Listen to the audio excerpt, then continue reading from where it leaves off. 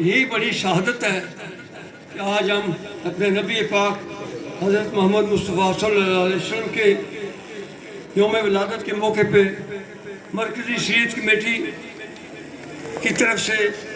تشکیل دیے گئے نکالے گئے جلوس میں شامل ہیں۔ یقیناً میرے بھائیوں، آپ کا ہر قدم اس جلوس میں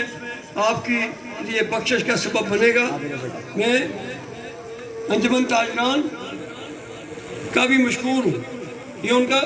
فرض بھی تھا اور اپنے آقا حضرت محمد مصطفیٰ صلی اللہ علیہ وسلم سے محبت کا ایک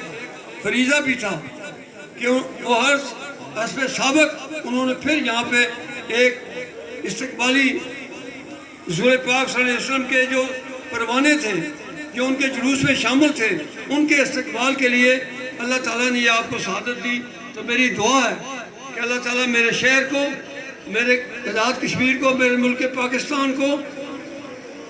تمام سازشوں سے، اغیار کی تمام سازشوں سے محفوظ رکھے، اور میرا شہر ظفر آباد جو امن کا ایک گہوارہ تھا، اور جو شریعت کمیٹی کے جو منتظمین ہیں، جو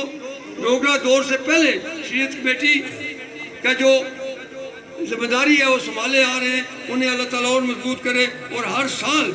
بالکل بجا طور پہ عتیق صاحب آپ نے کہا کہ مہنگائی ہے، لیکن میں اس میں ایک اضافہ کروں گا کہ رسول پاک صلی اللہ علیہ وسلم پہ درود بھیجیں، ان کے اسوہ حسنہ پہ عمل کریں، لیکن اس میرے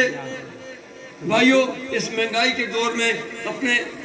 عزیز و اقارب، اپنے ارد گرد، اپنے محلوں میں، اپنے بازاروں میں، کیونکہ یقیناً جو شخص رہتا ہے اسے سب کچھ علم ہوتا ہے، ان کا بھی پتہ خبر کریں کہ کیا آپ کے بچوں نے اگر کچھ کھایا ہے تو کیا کسی غریب کے بچے، کسی صحت پوش کے بچے کہیں کسی سے رہے، اور یہی آپ کے نبی پاک کا جو تعلیم ہے ان کے حسنہ تھا۔ یہی میں سمجھتا ہوں کہ اس کو بھی ہم آگے بڑھائیں گے۔ تو بہرحال کوئی وجہ نہیں ہے ہم ان